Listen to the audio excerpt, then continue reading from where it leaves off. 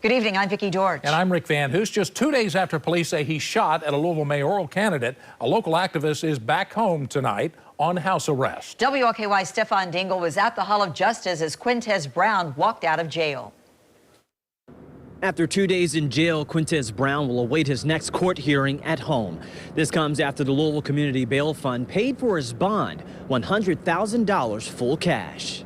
Just after 8 o'clock Tuesday night, Quintez Brown walked out of the Hall of Justice surrounded by media and his family. No comment. Let's go, let's go, let's go, let's go. With the hoodie over his head and face covered with a mask, he remained quiet as some around him shouted no comment when reporters asked questions. On Monday, Brown is accused of walking into the campaign headquarters of Louisville mayoral candidate Craig Greenberg, firing off several shots, including one that grazed the candidate's shirt.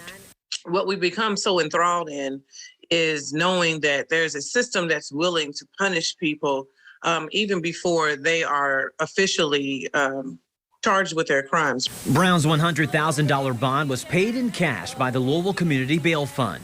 Chanel Helms says despite the high-profile nature of those involved in this crime, even Quintez Brown deserves the chance to utilize the due process of the justice system.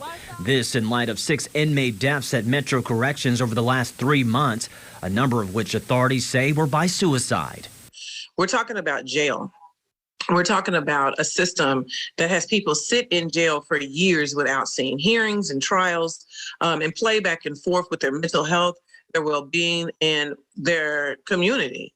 Helms says there was an outcry to get Quintez Brown out of the jail due to mental health concerns. Just last year, the 21-year-old activist and U of L student went missing for 2 weeks before being found in New York City.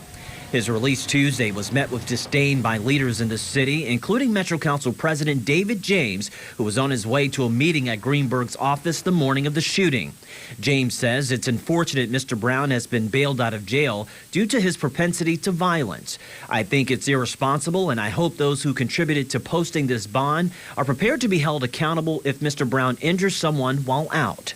In addition to paying his bond, the Community Bail Fund will also look to get Quintez Brown some access to resources for his mental health.